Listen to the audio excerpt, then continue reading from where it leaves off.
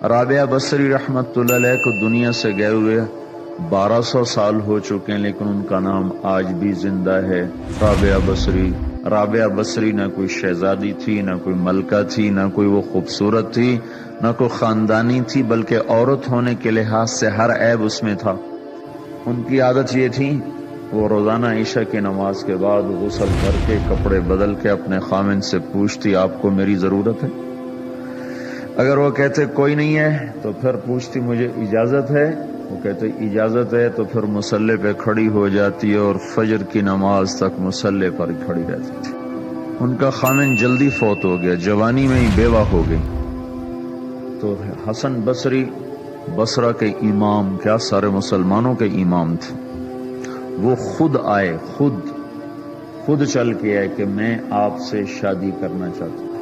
وہ کوئی شادی کا شوق نہیں تھا ان کو، وہ تو اولاد کے قابل نہیں، شکل صرف ان کی نیکی اور ان کا جو اللہ سے تعلق تھا، ان کو یہ لالچ ہوا کہ یہ میری بیوی ہو جائے تو اس کی طفیل شاید میری بخشش ہو جائے۔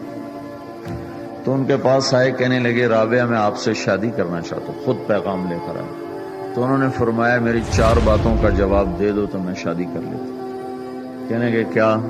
کہ یہ بتاؤ میں جنتی ہوں کہ دوزخی ہوں؟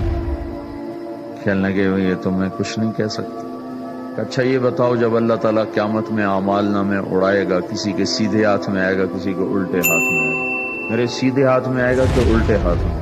کہنے لگے یہ بھی کچھ نہیں بتا سکتا۔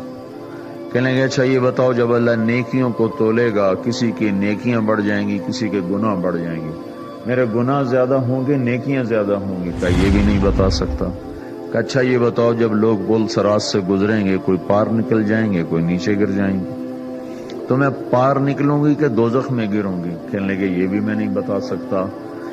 تو پھر فرمایا اچھا جاؤ مجھے تیاری کرنے دو، مجھے ان 4 باتوں کی تیاری کرنی ہے، میرے پاس شادی کے لیے وقت کوئی نہیں ہے۔ جو اللہ سے دوستی لگا لیتے ہیں اللہ دنیا ان کے لیے مسخر کر دیتے، اللہ دنیا ان کے پاؤں میں ڈال دیتے۔ تو جب ان کا انتقال ہوا، رات کو ان کا انتقال ہوا، تو اپنی خادمہ سے کہا بس 2-4 آدمی بلا کے مجھے جلدی سے دفن کر دو، کسی کو نہ بتاؤ، صبح لوگوں کو بتا دینا، اور مجھے کفن دینا میری وہ اس چادر میں جس میں میں تہجد پڑا کرتی تھی۔ تو انہوں نے راتوں رات دفن کر کے صبح اعلان کیا، شور مچ گیا، ہائے کیوں بتایا، کیوں نہیں بتایا، کیوں؟ تو اگلی رات ان کی خادمہ نے ان کو خواب میں دیکھا، سبز لباس پہنا ہوا، حسن و جمال، سورج چہرے پہ چمک رہا۔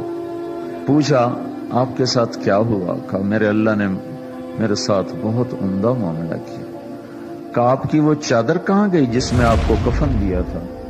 کہا وہ اللہ تعالیٰ نے اتار لی ہے اور مجھے جنت کا جوڑا پہنایا ہے، اور اس چادر کو اللہ نے سنبھال کے رکھا ہے، جب قیامت کے دن میری نیکیوں کو اللہ تولے گا تو اس چادر کو بھی اس میں تولے گا۔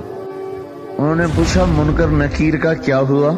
کہا وہ آئے تھے تو انہوں نے مجھ سے کہا من ربکی، تیرا رب کون ہے، تیرا رب کون ہے؟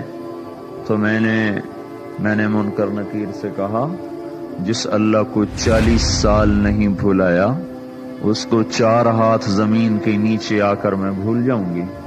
کہ جس رب کو 40 سال میں نہ بھلا سکی اس کو 4 ہاتھ زمین کے نیچے آ کر میں بھول جاؤں گی؟ تو منکر نکیر نے کہا اس کا آگے کیا حساب